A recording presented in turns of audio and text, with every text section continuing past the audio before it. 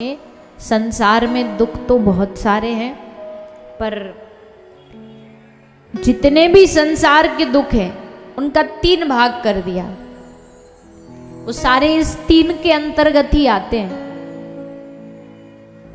इन्हीं की शाखाएं हैं छोटी छोटी सी। 3 दुख कौन से हैं? तन का दुख, मन का दुख और धन का दुख। दैहिक दुख, दैविक दुख, भौतिक दुख। आधि का दुख, व्याधि का दुख, उपाधि का दुख। हर जगह जहां भी देखोगे 3 प्रकार के दुख बताए गए हैं। तो अब इन तीनों में ही सब समाया। आपका नहीं, हमको तो और भी कई सारे दुख हैं, भले कितने भी दुखों पर होंगे इन्हीं के भीतर भीतर। एक दुख होता है धन के अभाव का, कर्जा बढ़ गया, पैसा नहीं है, जितना कमाते हैं उससे कई गुना ज्यादा खर्चा है। ये सब क्या? ये धन का दुख है।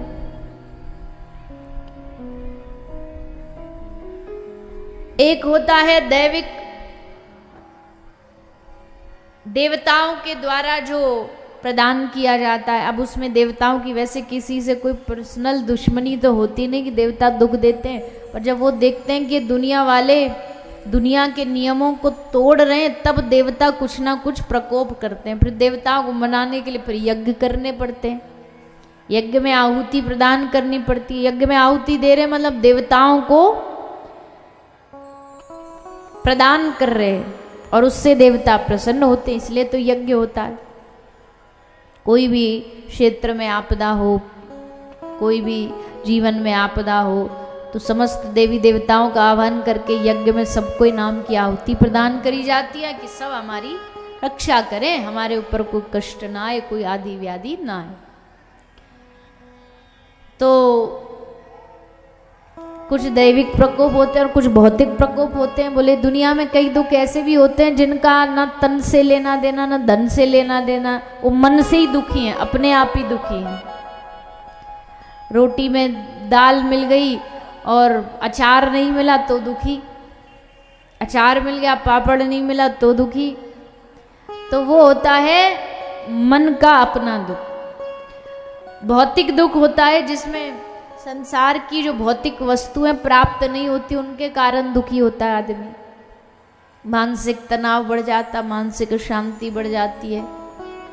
पहले के ज़माने में तो शरीर के ही रोग ज़्यादा होते थे, मानसिक रोग इतने नहीं होते थे। आज के ज़माने में शरीर के रोग कम है, मानसिक रोग ज़्यादा है। तो ये सारे जितने भी दुख हैं, इन सब दुखों को मिटाने वाले एकमात्र भगवान हैं। सब दुखों को मिटा देते। कैसे मिटा देते? बोले उनको कुछ करना नहीं पड़ता दुख मिटाने के लिए।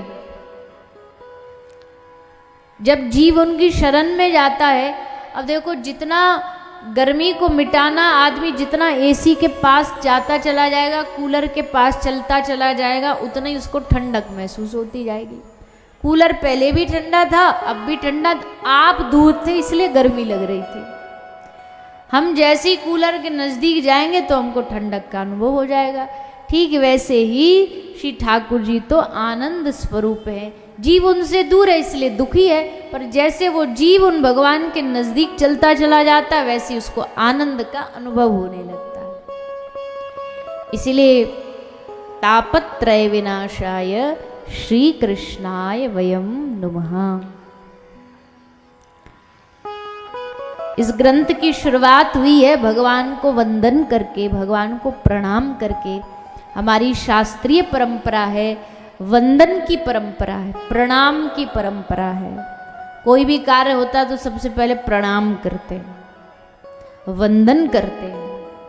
कोई संत आता है घर में तो उनको झुक करके, हाथ जोड़ करके, चरण छू करके प्रणाम किया जाता है, बड़े अदब से, बड़े तरीके से।